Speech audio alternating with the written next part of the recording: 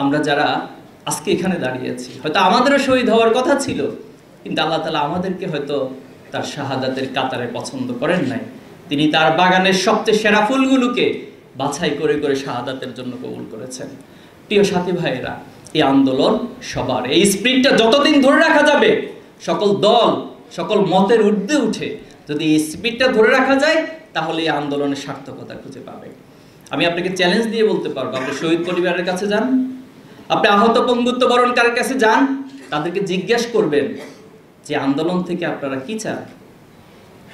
তাদের একটাই দাবি হবে যে আন্দোলন মাজলুমের পক্ষে, জালিমের বিরুদ্ধে ছিল, এজন্য অদূর ভবিষ্যতে বাংলাদেশে কোনো জুলুমের যেন নতুন কোনো সৃষ্টি না হয়।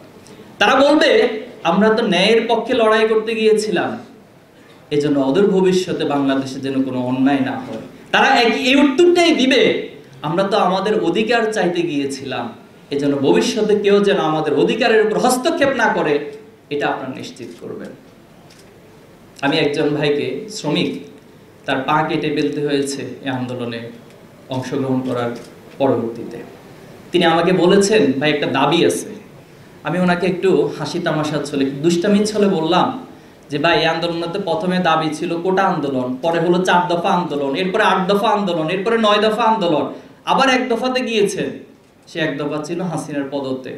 তা হাসিনা তো পদত্যাগ করে নাই শুধুমাত্র, সে পদত্যাগ করে পালিয়ে চলে গেছে। তা আমি জিজ্ঞেস করলাম এখন আবার নতুন করে কি দাবি ভাই? বললো যে একটা দাবি, সেটা হলো এই সমাজ থেকে, বাংলাদেশ থেকে দুর্নীতিকে নির্মূল করতে হবে। ওনার পেশা, তিনি একজন শ্রমিক, তিনি একজন দিনমজুর।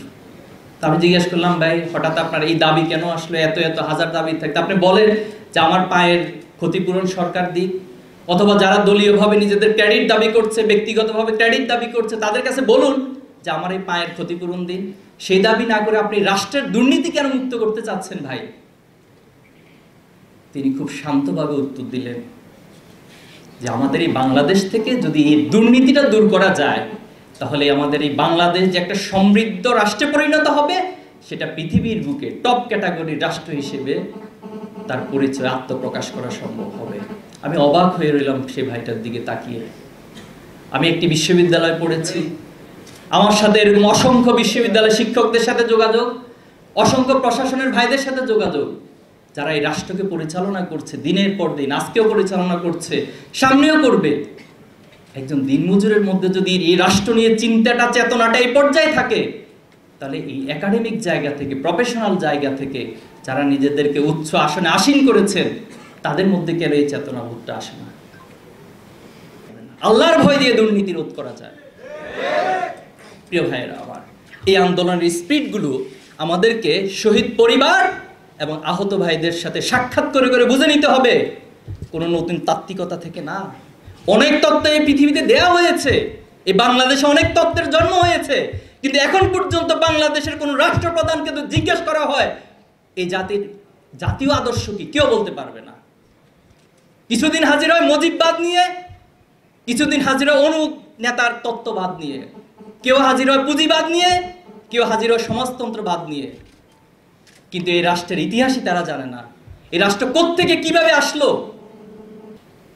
ধর্মনিরপেক্ষতা মতবাদ যা বলে তার চরিত্র সম্পূর্ণ তার বিপরীত।